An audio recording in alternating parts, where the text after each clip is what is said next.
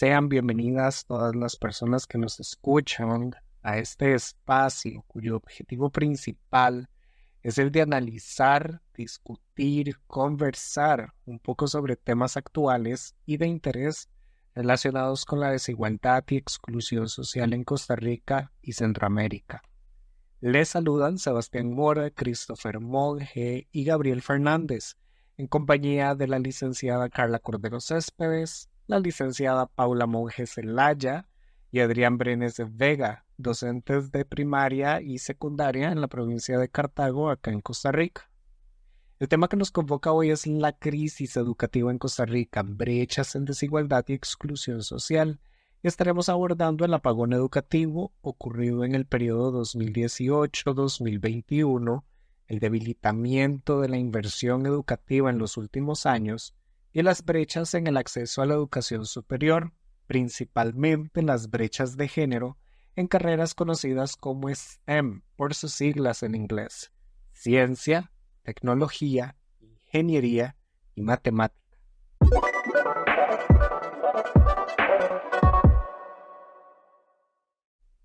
Empecemos hablando por el tema del apagón educativo durante el periodo comprendido entre los años 2018 y 2021 en el país.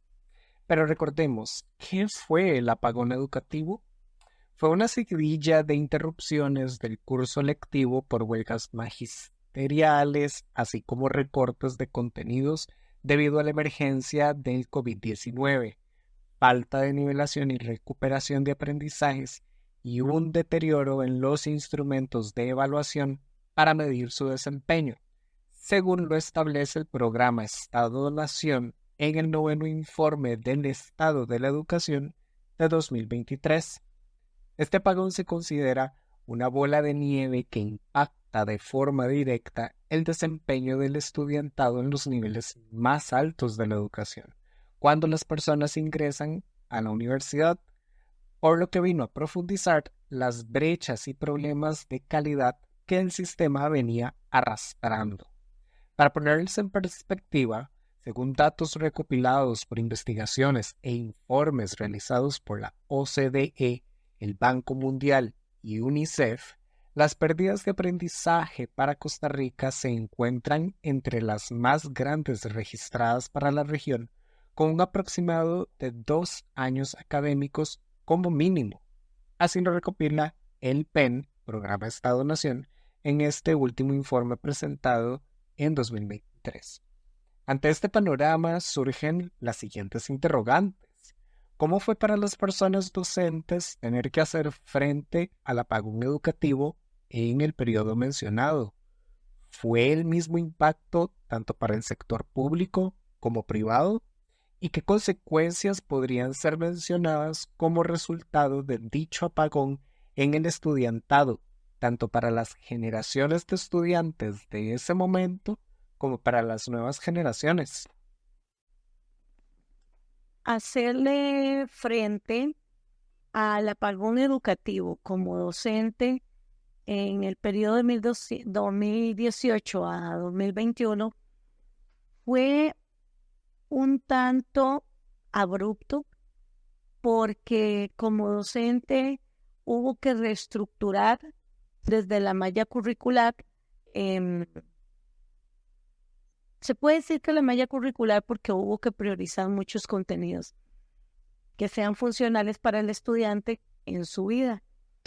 ¿Qué pasa con esto? Que esto hace que muchos contenidos, todo esto desde el ámbito académico, que muchos contenidos que se pueden considerar, entre comillas, menos importantes, no dejan de ser menos importantes, porque por algo están contemplados dentro de una malla curricular a nivel nacional, sino que también lo que hace es que al priorizarlos en los que se necesitan únicamente, queden muchos vacíos. Entonces, se saltan mucha parte conceptual, muchos algoritmos que forman parte de los procesos que son muchas veces básicos y no se dominan. Entonces, esto hace que la educación, sea como sea, tenga un rezago, no tenga ese avance o esa calidad de años anteriores o de periodos anteriores. Este apagón educativo, pues sí, vino a apagar las luces de un sistema educativo que en otros tiempos ha sido considerado uno de los mejores por todo el conocimiento integral que brinda al estudiante, desde un ámbito nacional al ámbito internacional. Sin ser colegios del mundo, nuestro sistema educativo en periodos anteriores siempre se propuso dentro de los pilares de la educación. También promueve que se abarquen conocimientos de cultura general a nivel internacional. Entonces esto hace que se dé ese retroceso y haya que priorizar en ciertas cosas que se vuelve también en el mismo periodo excluyente. ¿Por qué? Porque esa parte selectiva de contenidos muchas veces no se hacía de forma objetiva. En algunos casos se hacía de forma subjetiva. En el tanto, el docente también podía tener esa libertad de impartir más tiempo en aquellos que le eran más fáciles a él que en los que le eran un poquito más complejos. Entonces, eso permite que la educación no tenga ese avance esperado que se requiere que tenga para preparar la población de la nueva era. Esa población que va a sacar a este país, que va a luchar, que nosotros impulsamos para que proyecten una Costa Rica hacia el camino del desarrollo y no inmersa cada vez más en el subdesarrollismo. Para mí como persona docente, estos años definitivamente fueron muy duros, sobre todo a raíz de la pandemia. Fueron años en donde definitivamente pudimos observar la decadencia que tuvimos a nivel nacional como país en el ámbito educativo.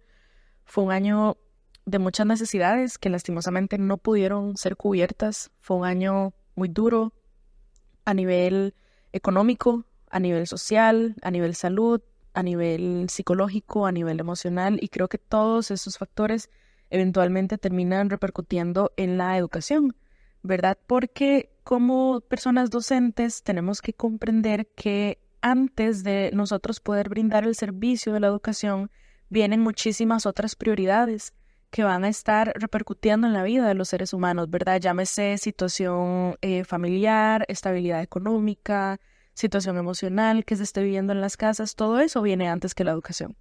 Entonces, definitivamente fueron años duros, años de mucha necesidad y años de mucha incertidumbre, principalmente. Considero que el apagón educativo no fue el mismo tanto para los colegios o el sector privado como para el sector público.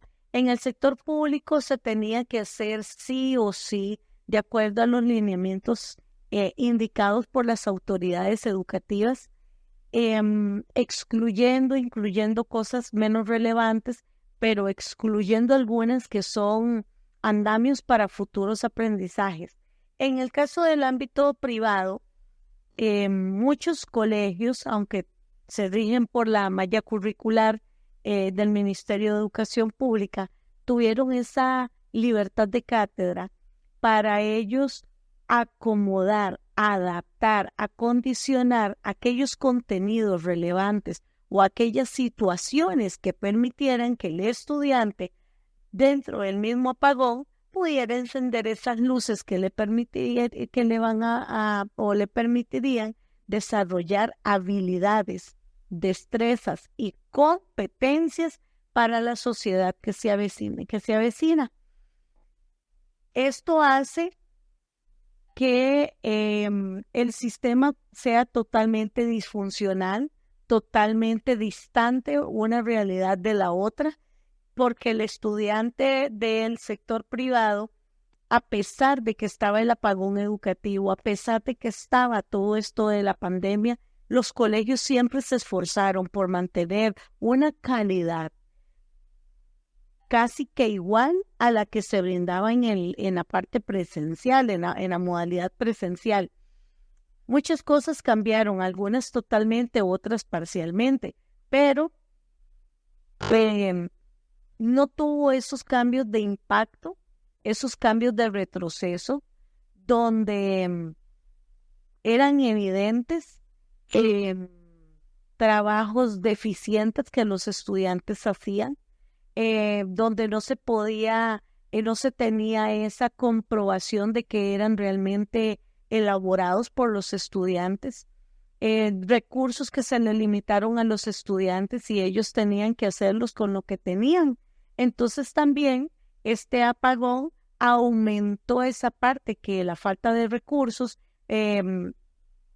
impida el avance tal y como se tenga propuesto, para proyectar a los estudiantes a tener una mejor calidad de vida por medio del estudio.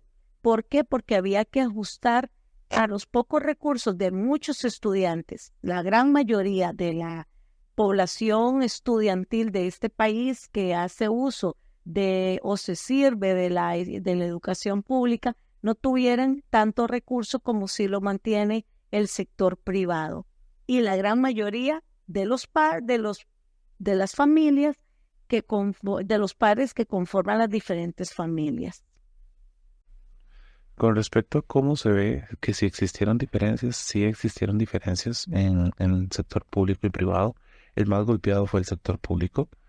Eso queda muy evidenciado. Como yo mencionaba, he tenido la oportunidad de trabajar con ambos sectores y se puede ver, digamos, cuáles son las debilidades. Se observan grandes faltantes.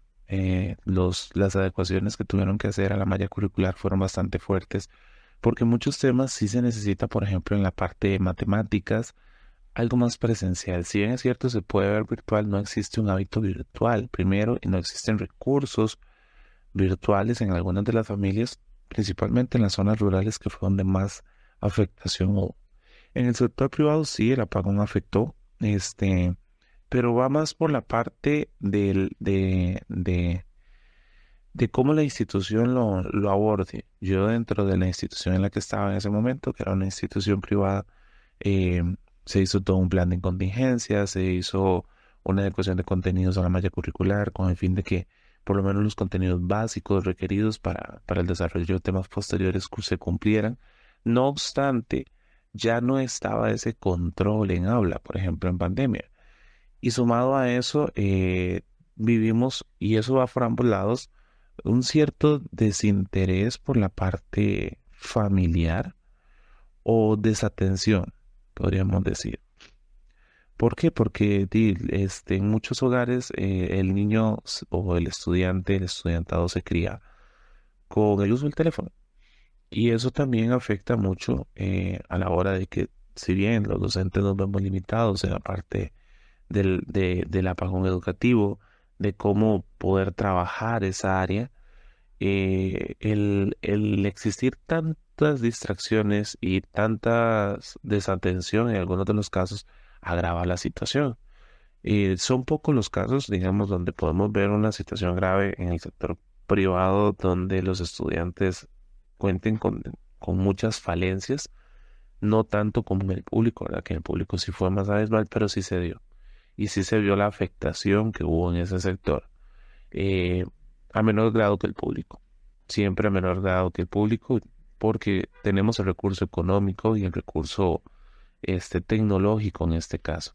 Algo que afectó mucho al sector público fue la falta de dicho recurso, y principalmente el desequilibrio que hay a nivel país, porque no es lo mismo recibir clases tal vez en el Valle Central, Cartago Centro, inclusive dentro de las mismas provincias, en escuelas de Cartago Centro, por ejemplo, como la Esquivel, Manuel de Jesús, o escuelas más tecnológicas que tienen todo un arsenal, que están más cerca del centro propio de Cartago que en las escuelas rurales, ¿verdad? Que cuentan con menos recursos, donde muchos de los padres son personas que no tienen acceso a la tecnología o que no dominan la tecnología y eso afecta aún más. Uy, los avances, las consecuencias, los avances son muy pocos, las consecuencias, las cuales son positivas y negativas, saltan a la vista. Consecuencias positivas, bueno, de que trajo la modalidad virtual, donde muchas personas se dieron cuenta de que podían desarrollar habilidades para aprender a distancia. No necesariamente tenían que ir a un centro educativo. Esto beneficiaba a las personas que estaban en condiciones, por ejemplo, de distancias muy lejos de los centros educativos. Entonces todo el país estaba en las mismas condiciones de ellos. Trajo la virtualidad, que la virtualidad trajo grandes avances en tecnología, una gran cantidad de herramientas tecnológicas para hacer clases interactivas, dinamizarlas por medio de diferentes apoyos y recursos, como desde el aula invertida, desde lo que fue la gamificación, las diferentes metodologías activas que permiten una educación donde el estudiante tenga ese protagonismo para apropiarse de los aprendizajes y el docente sea únicamente ese guía. La virtualidad permitía que eso también se aplicara ahí. Una consecuencia negativa puede ser, por ejemplo, la falta de evidencia de estudiantes de que no mandaban los trabajos. Entonces era muy difícil comprobar si el estudiante lo hizo o no lo hizo, pero no lo pudo enviar. La falta de recursos en algunos de ellos. Entonces, esa falta de recursos no permitía que el docente tuviera una prueba fehaciente de que el estudiante comprendió los contenidos y que por eso él pudo elaborar su trabajo. También pues está esta parte de la falta de recursos. A muchos estudiantes se les recortaron los recursos. Entonces, hablamos también desde lo que fue la parte universitaria, ¿verdad? Se le dificultaban los recursos, entonces era muy difícil toda esa parte en cuanto a lo que es la evaluación. Era muy formativa más que sumativa. Otra también que vino a dejar otra consecuencia, que todo esto pues vino a dejar todo este apagón, fue la parte también del retraso en la educación. Entonces ahora todavía estamos con secuelas donde muchos estudiantes pues aprenden a leer y escribir en la virtualidad. Era muy difícil corregir estructuras, orden, aseo, puntualidad, postura y muchas otras normas que son propias de un proceso de lectoescritura y se magnificaron y son más frecuentes verlos ahora, todas esas faltas de estructura en esos niños, donde muchos tuvieron que aprender a leer por medio de una pantalla, por medio de una guía de trabajo individual, autónoma. Entonces, todas esas consecuencias son notables, las cuales pueden ser positivas o negativas. También permitió todo eso. Otra consecuencia es la falta de capacitación en el personal docente. Eso los limitó a muchos que no tenían el acceso a la tecnología como profesionales, o también la falta de conocimiento de ciertas herramientas educativas, o la resistencia también de muchos docentes a hacer uso de esas herramientas. La resistencia de los docentes para innovar, para hacer las clases diferentes, para elaborar cierto material didáctico que al estudiante le fuera llamativo y aunque fuera de forma autodidacta, quisiera apropiarse de los nuevos aprendizajes. Fueron pocos los estudiantes los profesores que se dedicaron a cómo actualizarse en esta nueva tendencia virtual, crecimiento tecnológico que se dio a consecuencia de lo que fue este apagón educativo y específicamente en la parte de durante la pandemia del COVID 2019. Definitivamente estamos viendo muchas consecuencias, lastimosamente todas negativas. Bueno, podría rescatar alguna positiva, que sería, digamos, el hecho de que creo que nos abrió mucho las oportunidades ante la tecnología. Creo que como personas docentes desarrollamos muchísimo la tecnología, vimos nuevas herramientas, aprendimos de hacer videos, aprendimos a diversificar un poco la costumbre que teníamos y el método y el modelo tradicional de educación. Sin embargo, creo que el resto de consecuencias yo podría decir que son negativas, ¿verdad? Incluso a modo de evaluación, en la última entrega de las pruebas PISA, OCDE, Costa Rica bajó. En este momento no conozco muy bien el resultado, pero sí sé que bajó en comparación al anterior, porque el anterior lo había analizado una vez en un proyecto de la UI. Costa Rica no estaba tan mal, estaba relativamente estable, y me parece que sí, este último resultado arrojó que Costa Rica pues decayó, ¿verdad? Lastimosamente, es algo que no necesitamos aún un examen internacional que nos lo diga. Yo creo que es algo que nosotros podemos ver en clase. Hay un rezago importantísimo en los chicos, no solo del nivel público, sino a nivel privado también, ¿verdad? Que viene desde la parte de ortografía, desde la parte del orden y aseo en los cuadernos, la parte de interacción social. Creo que eso nos da como para hacer otra investigación, porque sí, definitivamente sí hubo un gran rezago y creo que es algo que pues estamos tratando todavía de nivelar, equilibrar y reducir desde nuestra trinchera, que es el aula. Creo que estamos tratando todavía de apagar el incendio que fue pues ese apagón educativo, ¿verdad? Y por más que se ha trabajado con propuestas a nivel de gobierno, por ejemplo, la propuesta esta del gobierno actual de encendamos la luz juntos, ¿verdad? Y todo esto como de recuperar ese alto estándar que siempre ha caracterizado a Costa Rica en educación. Creo que a pesar de que existe la propuesta, muchas veces pues son cosas que se quedan en el papel, ¿verdad? Son propuestas que se quedan en papel y realmente no se llevan a la práctica. Por muchísimas razones que podríamos enumerar, pero también creo que nos da para otra investigación. En el caso de las afectaciones a la población estudiantil, o sea, son completamente graves. Yo siento que las vamos viendo. Yo, por mi formación, he trabajado desde dar clases en primer ciclo, segundo ciclo, tercer ciclo y educación diversificada. He estado en las áreas completas del modelo educativo e inclusive un tiempo en preescolar. ¿Qué pasa con esto? Bueno, primero los estudiantes ya tienen muchas falencias, tanto en la parte ortográfica, la parte de lectoescritura se ve totalmente afectada, tenemos la parte de razonamiento lógico matemático afectado, el pensamiento crítico, comprensión lectora, todo, la afectación ha sido bastante grave. Empezando por la lectoescritura, ¿verdad? Muchos chicos apenas eh, estábamos en un segundo grado y todavía tercer grado y no saben leer.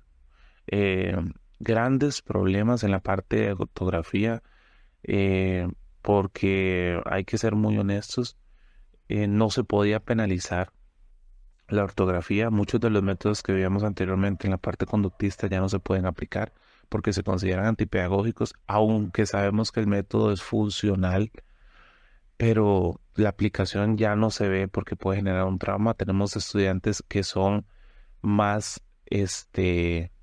sensibles a la frustración, tienen poca tolerancia a la frustración, porque si bien es cierto el apagón tecnológico y el apagón educativo que estamos viviendo en este momento, y que todavía, o sea, al día de hoy seguimos viendo las secuelas de dicha situación, viene a generar no solamente una pérdida de conocimientos, sino una pérdida de habilidades de los estudiantes, habilidades sociales, habilidades de pensamiento lógico matemático, de comprensión lectora, habilidades creativas inclusive, porque el estudiante ya empieza a dejar de percibir la educación como una herramienta, sino como una obligación. Y ahí es un poco más grave todavía.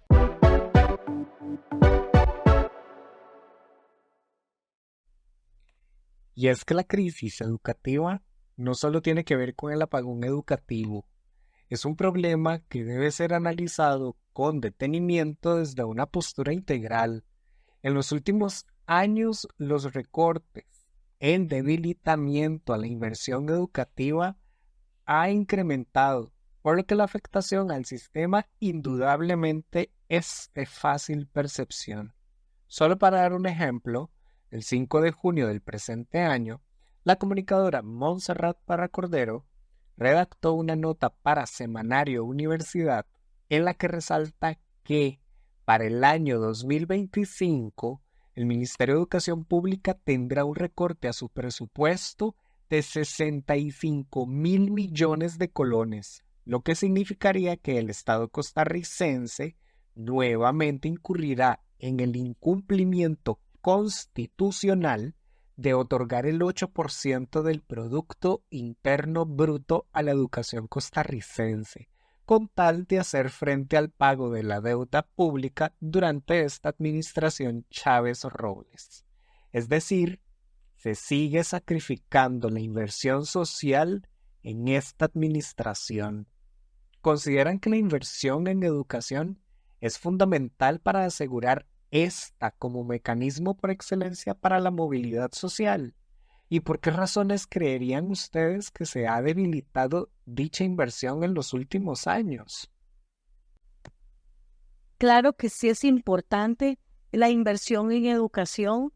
En este país no tenemos, una vez escuché una frase en un noticiero que dice que aquí no tenemos un ejército con soldados, pero sí tenemos un ejército de estudiantes y de docentes, los cuales se mantienen o pueden seguir enseñando o el estudiantado aprendiendo por medio de ese presupuesto que se le asigna a la educación, el cual se tomó de lo que fue, del que usaba hace muchos años el ejército, se lo adjudica una parte a la salud y el otro a la parte educativa, para proyectándose desde esos tiempos memorables una Costa Rica en vías de desarrollo. Sin embargo, la lucha por mantener ese presupuesto ha ido en detrimento de muchos otros beneficios o circunstancias, situaciones a nivel social que perjudican que el avance de la educación. Además también de que esa poca inversión, esa constante amenaza de restarle presupuesto a la educación, eso también indispone, genera ansiedad tanto en el personal docente como en la parte de padres de familia y en los estudiantes a partir de ciertas edades. Necesitamos una inversión para tener una educación de primer mundo, para competir con los colegios del ámbito privado, para que los estudiantes de nuestras instituciones públicas, desde los más niños hasta los adolescentes, puedan tener una inserción laboral exitosa en la sociedad. ¿Por qué? Porque sus conocimientos le benefician. Ahora, yo siento, y algo que cabe mucho ponerse a pensar es, ¿cómo si este sistema educativo de Costa Rica tiene la educación preescolar, la parte de educación preescolar, tiene la parte de educación primaria y aún así los años, sí, y en algunos casos 6 años de educación secundaria? ¿Cómo en 13, 14 años un estudiante recibiendo un segundo idioma por tantos años no logra dominarlo a su egreso de la secundaria? Es importante. O sea, sería muy beneficioso tener un estudio de ello. ¿Por qué? Para ver cuáles son las mejoras que se deben hacer para que los estudiantes cada vez sean más los que tengan el dominio de una segunda lengua. Por ende, van a tener más opciones laborales. Pero para ello, para lograr eso, tenemos que tener bastante presupuesto para el sector educación. Sí, totalmente, totalmente, totalmente. Sí, creo que la educación es el método por excelencia de movilidad social. La educación en Costa Rica siempre se ha caracterizado por la parte humanitaria, por la parte de las becas, ¿verdad? Por la parte de la investigación, por la parte de darle una oportunidad a través de muchísimas instituciones a personas que de repente no pueden costearlas económicamente. Llámese el INA, llámese las universidades públicas, llámense las becas que dan en las escuelas, llámense los comedores. Definitivamente creo que Costa Rica es un país que tiene muy clara la meta. Se sabe que la educación es el medio para la movilidad social, se sabe que es el puente que nos va a permitir el progreso, el desarrollo y cerrar círculos de pobreza, cerrar círculos de desigualdad social, esperando un mejor futuro. Creo fielmente que la educación es esa llave, ¿verdad?, que nos abre muchísimas puertas. Ahora, no es tan fácil como solo decirlo.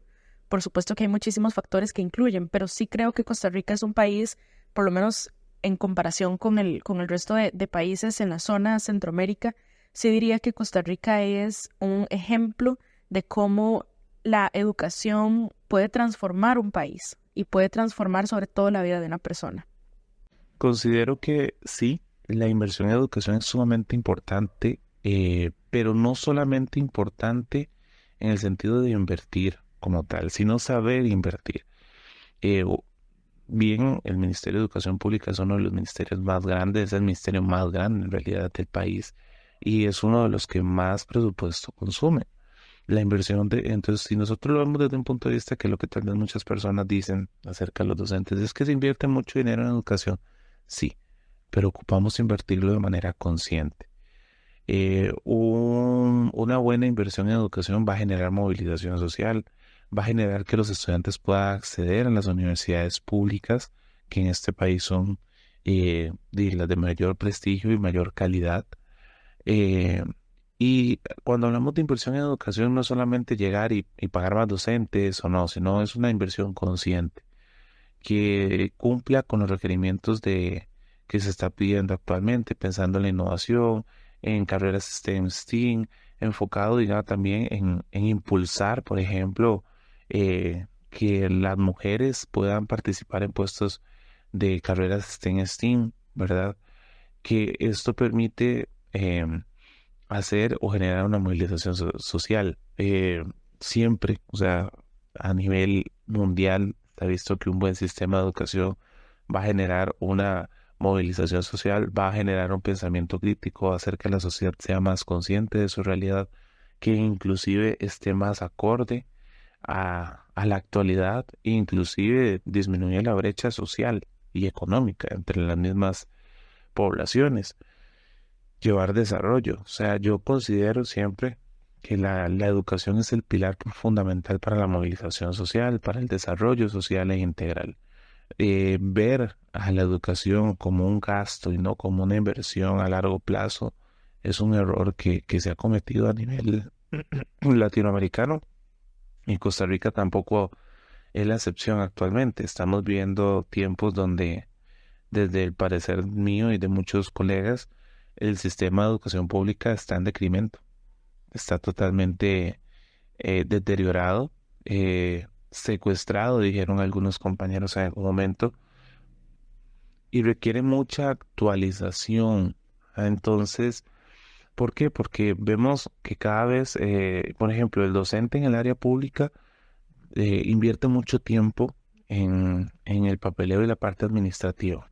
Tengo varios colegas y varias colegas que trabajan en el sector público. Ellos enseñan la cantidad abismal de procesos e inclusive cada vez reglamentos y normas vuelven al docente más una figura como decorativa en vez de la figura que tiene que cumplir, del papel que uno como docente debe cumplir. Y eso sumado a la falta de inversión, ¿verdad? Y a los recortes en educación afecta un montón, porque más bien el docente, que debería ser la persona que tiene que estar en constante innovación pedagógica, aplicando técnicas didácticas y pedagógicas para el cumplimiento del currículum y el alcance del aprendizaje deseado, técnicas constructivistas, progresistas, conductuales en el caso también, porque al fin y al cabo el estudiante pasa un tercio del día en la institución, ya sea en privado, o gran parte de su tiempo en institución pública, si es de horario extendido o si es solamente media jornada. Entonces, invertir en educación no es solamente abrir más escuelas, es asegurarnos también que, que sea de calidad, que vaya acorde a lo que se necesita. Y estamos hablando de nuevas tecnologías y que esa inversión sea consciente. Sí soy fiel creyente de que la inversión en educación va a generar la movilización social, va a generar la conciencia social también y va a empezar a eliminar la brecha social, pero tiene que ser consciente. Bueno, se podría decir que desde el beneficio de muy pocas personas, también por la muy mala inversión que se hacen de los recursos, también por la mala administración en algunos casos que hacen de esos recursos, que si bien es un dinero público, hay personas que lo administran como si fuera un dinero privado y propio. También la falta de liderazgo, de ese liderazgo positivo que promueva un pensamiento crítico de los ciudadanos para poder creer y salir a luchar por lo que es la educación. La educación como herramienta de un mejor poder adquisitivo, de una movilidad laboral con más categoría. El presupuesto ha debilitado muchas inversiones que antes se tenían, como esa capacitación continua para comprar equipos en las diferentes instituciones.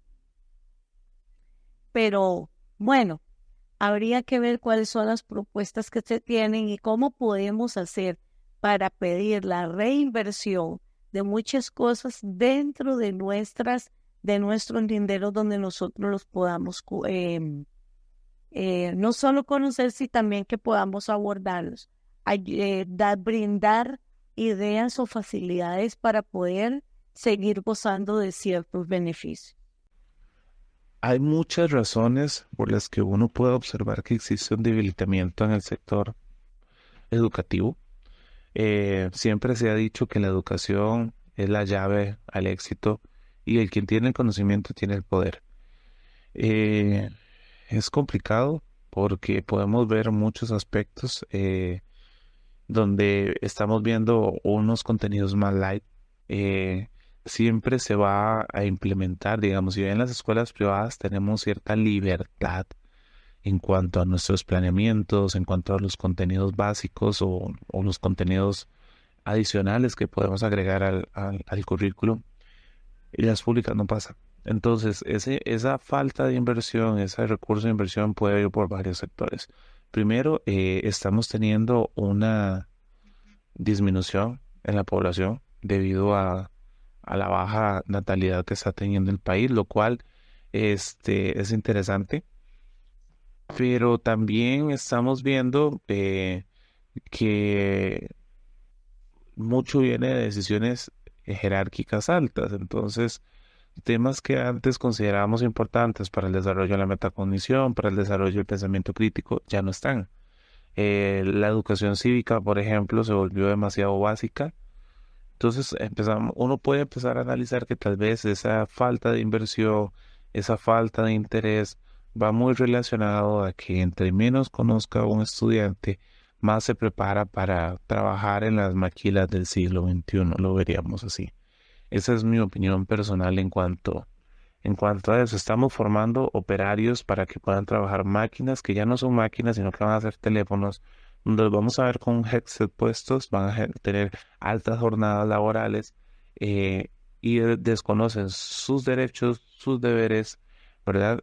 y lo importante que es que el pueblo, o que en este caso el estudiante, pueda llegar a tener un criterio propio de observar cuánto puede llegar a mejorar.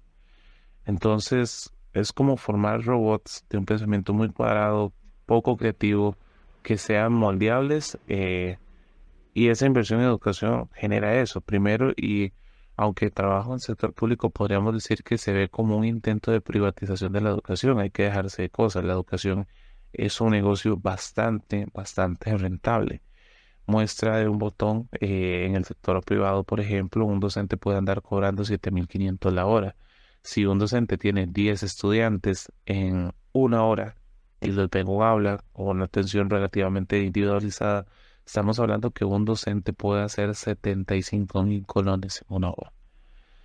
Ahora imaginen cuánto puede pagar una escuela privada, por ejemplo, en el que tenemos que una mensualidad puede andar rondando en primaria 250.000 colones. Si la escuela tiene grupos de 20, en ese caso, eh, estamos hablando que podría estarse haciendo, y 3 grupos por generación, entre 2 a 3 millones de dólares al año.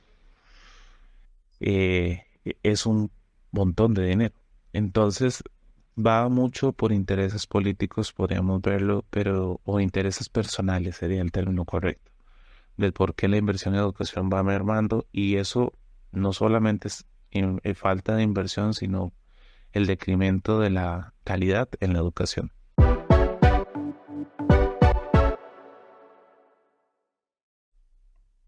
Definitivamente, la afectación al sistema educativo, como se ha venido mencionando, implica que sea algo generalizado para todos los niveles, desde la etapa escolar hasta la educación superior.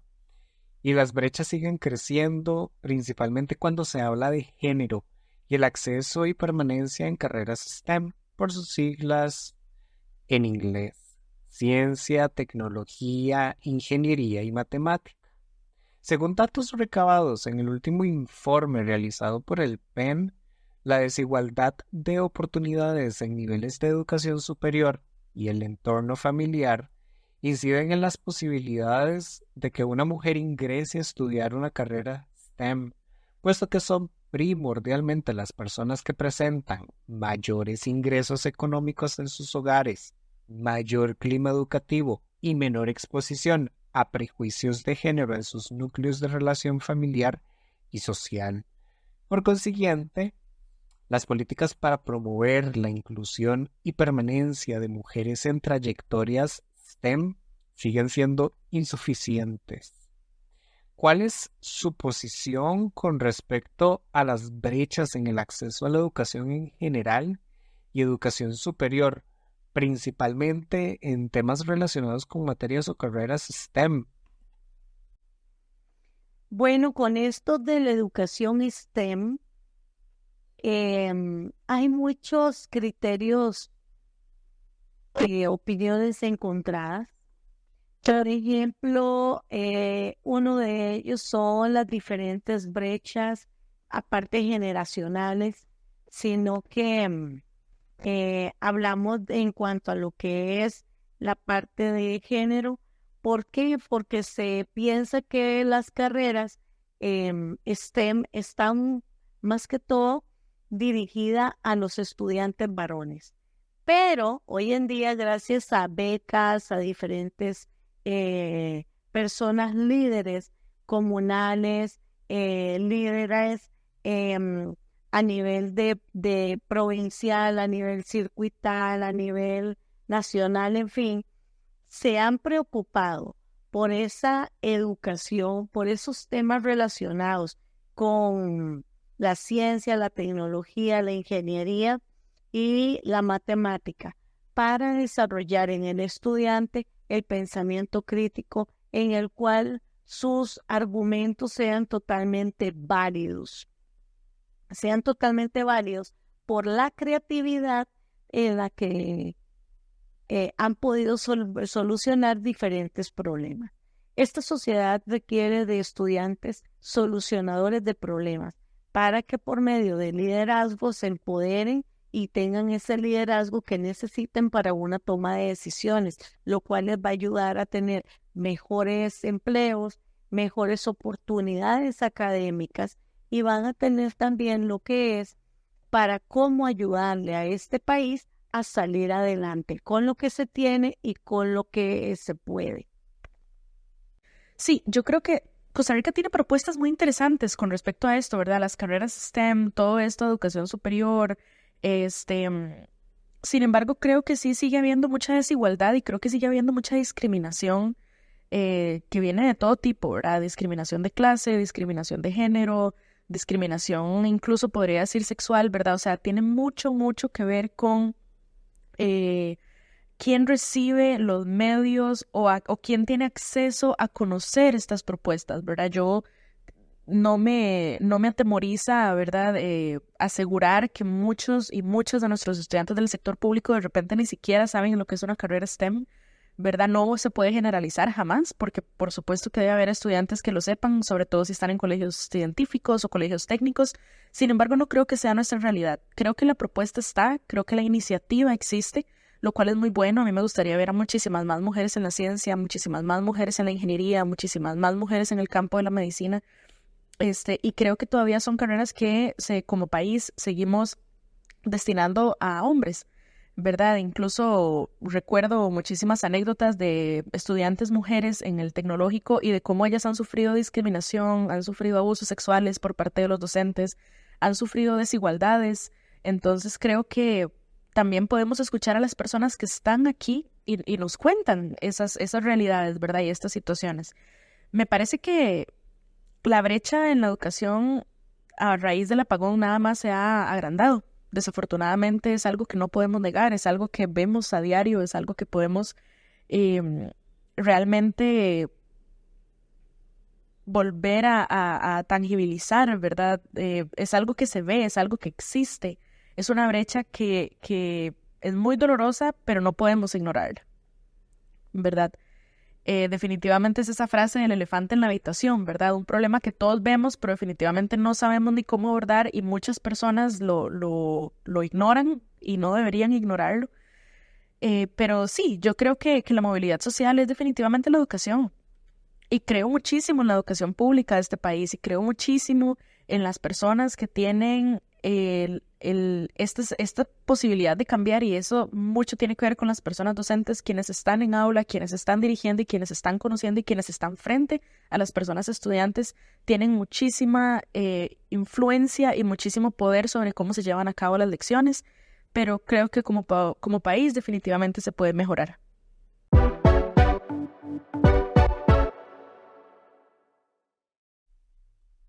Resulta muy interesante lo que han compartido con nosotros el día de hoy en torno a este problema que nos atañe a todas las personas por igual en este país.